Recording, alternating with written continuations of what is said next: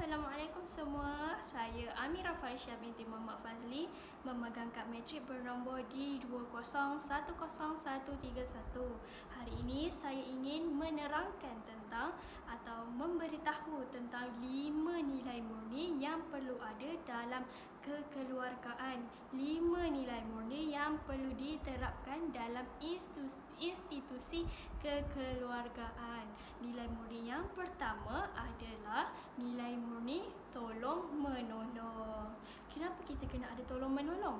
Tolong menolong ni adalah satu perbuatan yang dilakukan bekerjasama ataupun seseorang meminta tolong kepada seseorang untuk menyelesaikan satu tugas kerana mereka ini tidak mampu untuk menyelesaikan sendiri. Jadi tolong menolong ni amat penting dalam kekeluargaan sebab kita satu sama lain bekerjasama ataupun kata lainnya adalah bekerjasama untuk memastikan sesuatu perbuatan tersebut dapat diselesaikan dengan baik. Kalau kita seorang je yang buat kerja rumah dekat dalam rumah tersebut, mesti kita akan rasa penat, tak dapat selesaikan dengan baik. So sebab itulah kita perlu ada sifat nilai murni tolong menolong dalam diri supaya rumah kita akan sentiasa harmoni sebab sama-sama bekerjasama, sama-sama menolong, sama-sama berganding bahu untuk membuat sesuatu. So nak tahu tak macam mana tolong menolong tersebut? So saya ada sediakan satu sketsa ataupun video pendek. So kita tengok dulu sebelum kita pergi ke nilai murni yang seterusnya. Dek, Ya, Bu. tolong ibu kemar rumah kejap, sapu sikit ke apa ke? Okey. Ibu nak pergi pasar jap. Jadi, Sebaik sahaja ibunya menyuruh untuk mengemas rumah, Amira pun membantu ibunya untuk mengemas rumah supaya ibunya punya bebanan dapat dikurangkan. Jadi Amira membuat pengemasan di dalam rumah dan juga menyapu sampah.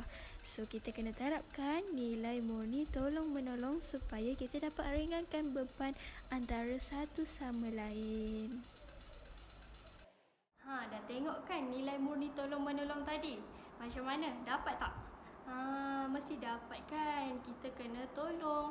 Ibu kita dah penat memasak, kita pula tolonglah kita buat kerja rumah. Macam tu baru keluarga kita akan jadi aman, damai, harmoni dan sebagainya.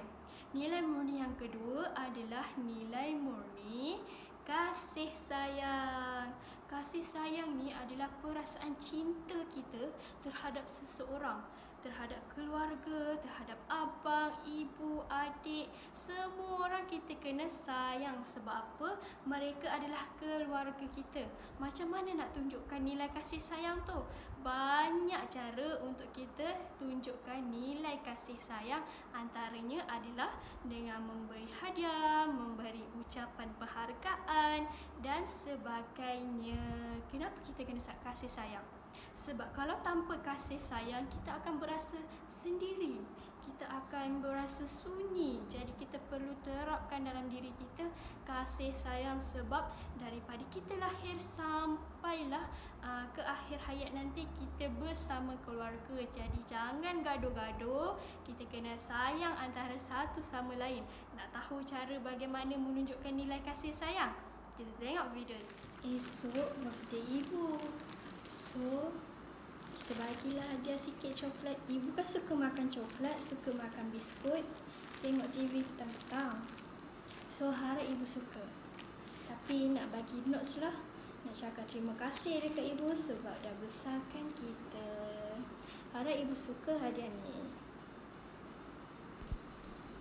Happy birthday ibu. Selamat hari jadi yang ke-49 tahun. Semoga ibu dipanjangkan umur, dimurahkan rezeki dan diberi keberkatan hidup di dunia dan di akhirat. Adik dan abang-abang sayang ibu sangat-sangat. Terima kasih sebab dah lahirkan adik. Terima kasih dah sayang adik. Adik sayang ibu sangat-sangat. InsyaAllah nanti adik akan balas jasa ibu. Harap ibu suka hadiah yang adik bagi ni. Adik tak mampu untuk cakapkan apa-apa, just adik nak cakap terima kasih daripada adik.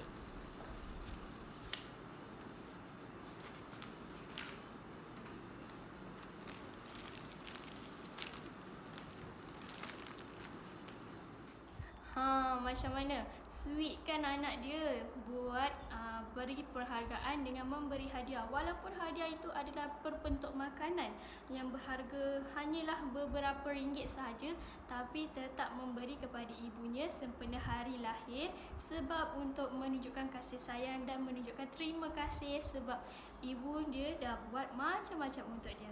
Best kan macam tu? Ibu kalau terima mesti dia pun akan lagi sayang dekat kita. Okay, nilai murni yang ketiga adalah nilai murni amanah. Amanah ni adalah satu pekerjaan yang diberikan kepada kita dan kita kena laksanakan dengan sempurna. Kalau tak sempurna, itu bukan amanah, itu adalah pecah amanah. So, macam mana amanah ni? Contohlah, kalau contoh dekat sekolah, guru dah diberikan tugas kepada kita. Jadi itu amanah kita untuk membuat tugasan tersebut. Jadi dalam kekeluargaan macam mana? Dalam kekeluargaan pula, contohnya kalau kita diberi suruhan seperti menjaga adik kita, itu adalah amanah dalam diri kita supaya jaga adik kita jangan terkena jatuh, jangan ada nyamuk gigit kan. Itu adalah amanah untuk diri kita. Kalau kita dah dapat satu tugasan, kita kena laksanakan tugasan tersebut dengan jujur, dengan ikhlas dan dengan sempurna. So, video amanah ada dekat sini kejap, tolong mak. Ni duit mak ni, ambil, pergi tolong simpankan dekat dalam almari. Okay.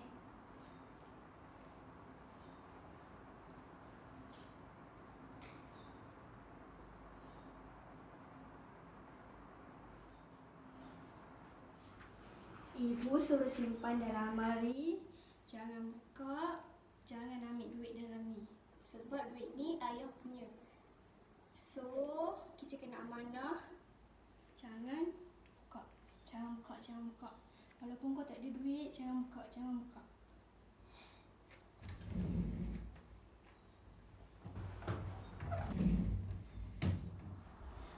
Nampak tu? Ibu dia dah suruh letak beg duit dekat dalam almari. Jadi dia pun dengar arahan ibu tersebut. Dan walaupun dia tak ada duit waktu tu, dia pun tak buka, dia pun tak ambil. Walaupun dia tahu dalam beg duit tu ada duit kan. Itulah dia amanah. Itulah dia maksud amanah. Kita kena jujur dalam satu pekerjaan yang telah diberikan dan menyelesaikannya dengan sempurna tanpa tipu helah. Dapat tak? Kita pergi ke nilai yang seterusnya adalah nilai kebersihan. Apa itu kebersihan? Kebersihan adalah kita menjaga satu rumah ataupun kita menjaga satu keadaan itu dengan cantik, dengan kemas, dengan tak ada hapuk, tak ada kotor. Kenapa kita kena jaga kebersihan? Sebab kebersihan adalah salah satu lambang suci. Betul tak? Lepas tu, kalau rumah kita bersih dalam kekeluargaan lah, kalau kita menjaga kebersihan, kalau rumah kita bersih, kita pun hidup dengan keluarga kita aman, damai, tak ada bau busuk kan. Sebab kita dah bersihkan rumah kita, jadi kita pun duduk dengan keluarga-keluarga kita pun bahagia. So, kita kena jaga kebersihan supaya tak ada lipas, tak ada kali cengking, tak ada lipan masuk dalam rumah. Jadi kita pun selamat duduk di dalam rumah. So kita kena terapkan nilai kebersihan dalam diri supaya keluarga kita dapat hidup dengan tenang. So video kebersihan macam biasa selepas ini.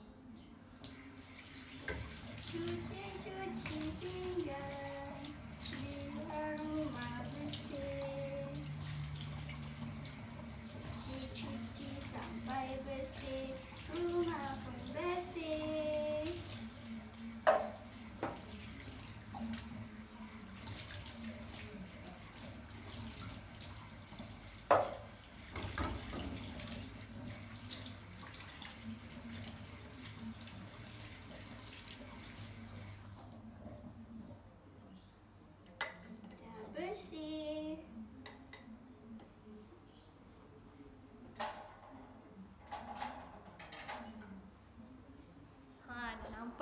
kan. Dia cuci-cuci pinggan untuk jaga kebersihan rumah. Kita lepas makan, kita kena cuci pinggan untuk jaga kebersihan. Jangan biarkan lama-lama.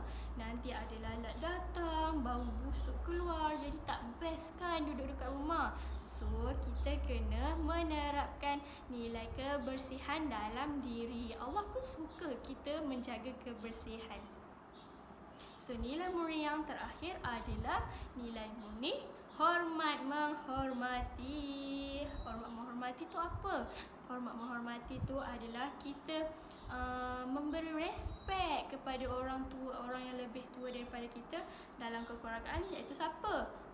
Ibu, ayah, abang, kakak kan. Kita kena hormat mereka sebab mereka lebih tua daripada kita. Mereka lebih berpengalaman. Jadi kita kena hormat mereka. Bagaimana? Dengan mendengar arahan mereka. Cakap pun jangan kuat-kuat. Jangan tinggikan suara. Kalau tinggikan suara kepada ibu dan ayah, berdosa besar. Jadi kita kena cakap slow-slow. Lepas tu kalau kita berjalan pun, kita kena menundukkan sedikit badan kita untuk menunjukkan rasa hormat. Ibu ayah kita dah lahirkan kita, dah besarkan kita. Jadi kita kena tunjuk respect kita kepada ibu bapa. Kita kena hormat ibu bapa kita. So, macam mana cara nak bongkok, nak cakap slow-slow tu?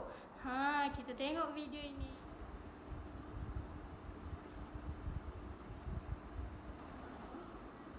Ibu nak tahu tak? Tadi kan dekat sekolah ada dapat markah kamu.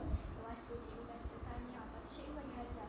Cikgu bagi RM5 untuk makan dekat kantin. Lepas tu adik cakap lah, ibu cikgu tu terima kasih. Lepas tu cikgu kata, kalau Kak Wisnu dulu. Lepas tu nanti dia nak adik makan lagi tinggi buat pesanan. So, tamatlah kita punya 5 nilai murni dalam institusi kekeluargaan. Adik-adik dekat rumah mesti kena terapkan semua nilai-nilai murni ini supaya kita dapat hidup bahagia dengan keluarga kita.